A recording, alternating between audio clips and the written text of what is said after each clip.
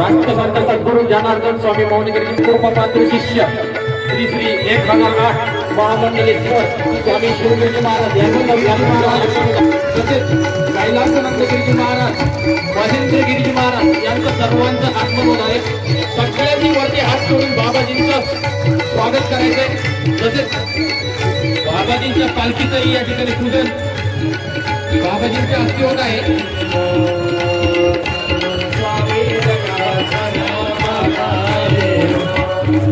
बाबा आले बाबा आले बाबा आले हो सद्गुरु स्वामी जनार्दन बाबा आले हो।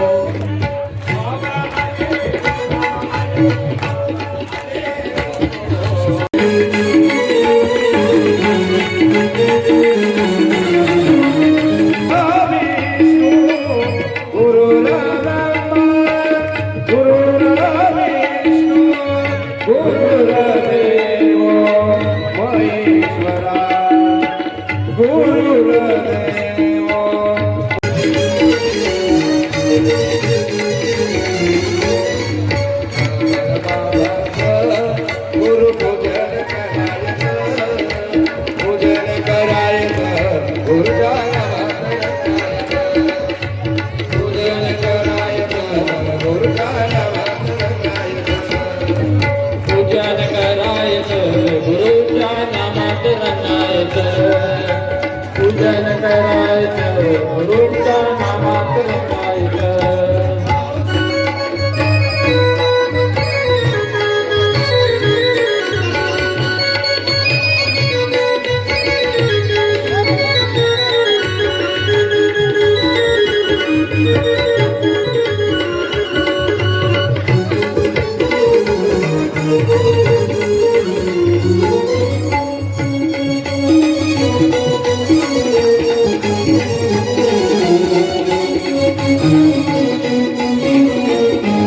पारायण केल्यानंतर आपल्याला अध्यात्म काय आहे, अध्यात्मामध्ये जीवन आपण मनुष्याने कसं जगायचं आहे ही दिशा देणारी ज्ञानेश्वरी आहे।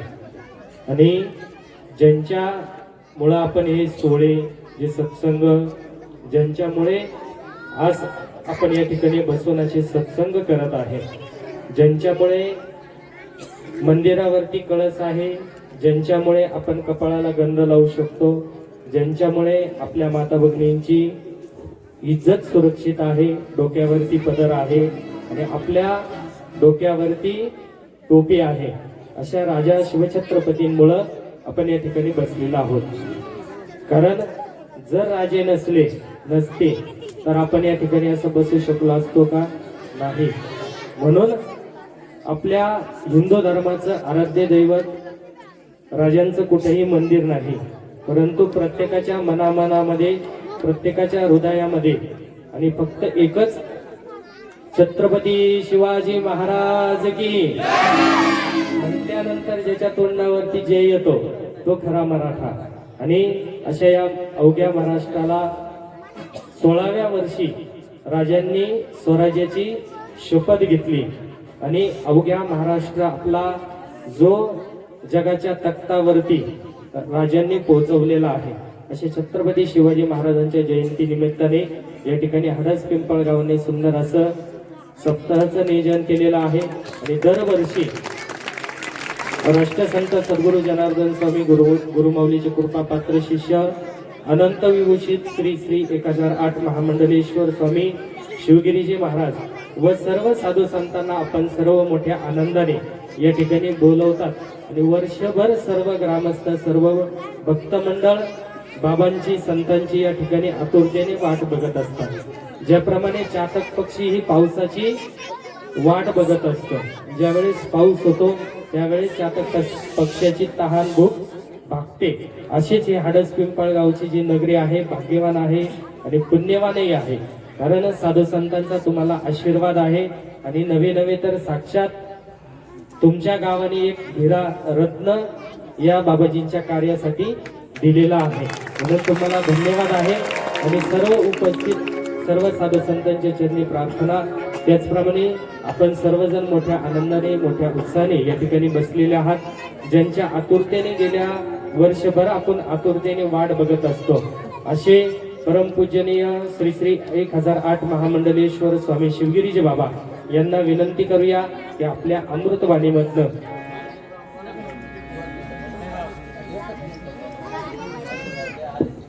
यानंतर हनुमान की हनुमान की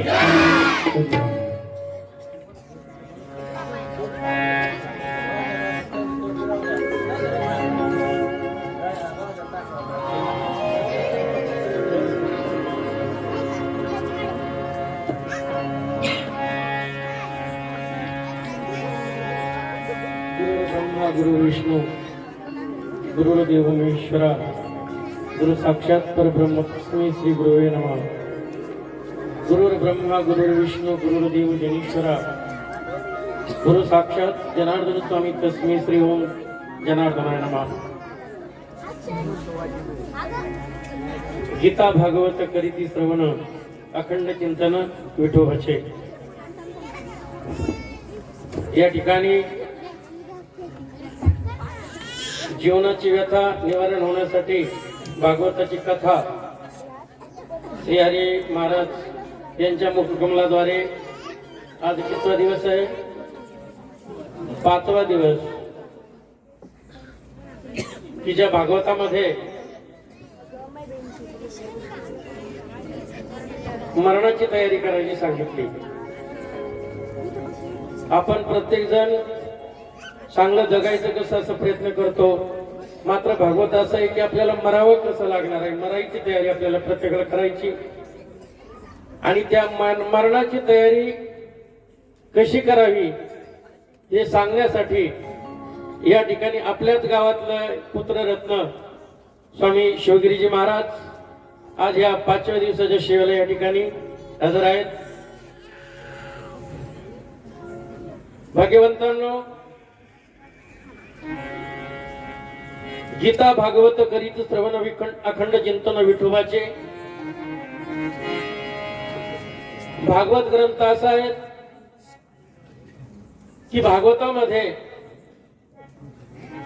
आपल्या जीवनामध्ये कोणते जरी प्रश्न असेल तर भागवत कथा ऐकल्यानंतर त्या प्रश्नाचं उत्तर आपल्याला भेटतं. परंतु या कलियुगामध्ये इकडे कानाने ऐकून इकडं सोडून द्यायचं अशी परिस्थिती झाली आहे. ज्या अपेक्षा काही तरुण मंडळाकडून नव्हत्या पाहिजे त्या घडतात का नाही घडतात ते आपली आपण. कारण या ठिकाणी बाबाजींचं हे खूप असं महत्वाचं गाव आहे आणि तरुण मंडळीला दिशा देण्यासाठी तडफदार आमचे स्वामी विष्णू शिवगिरीजी महाराज आपल्या कुळात जन्माला आलेले आहेत. आणि म्हणून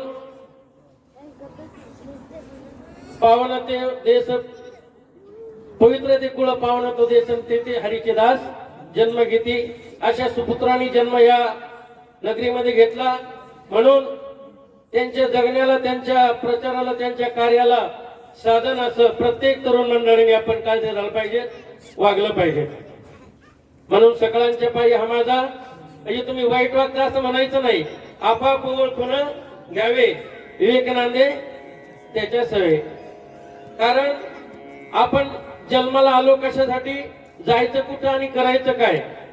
जीवनामध्ये या 3 गोष्टी जर आपल्याला समजल्या तर मनुष्य जीवनाचा उद्धार करण्याला काही अवघड नाही. म्हणून भाग्यवंतांनो, सद्गुरु जनार्दन स्वामींचा वासा असलेले गाव. कारण कोणत्याही प्रकारचा द्वेष मत्सर या ठिकाणी नाही.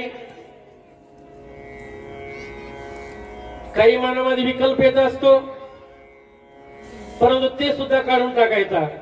कारण बाबाजी कथा सांगायचे. एक गावामध्ये छोटासा मुलगा जन्माला आला आणि मुलगा जन्माला आल्यानंतर त्याचे वडील बघा दुसऱ्या देशामध्ये व्यापार करण्यासाठी गेलेत.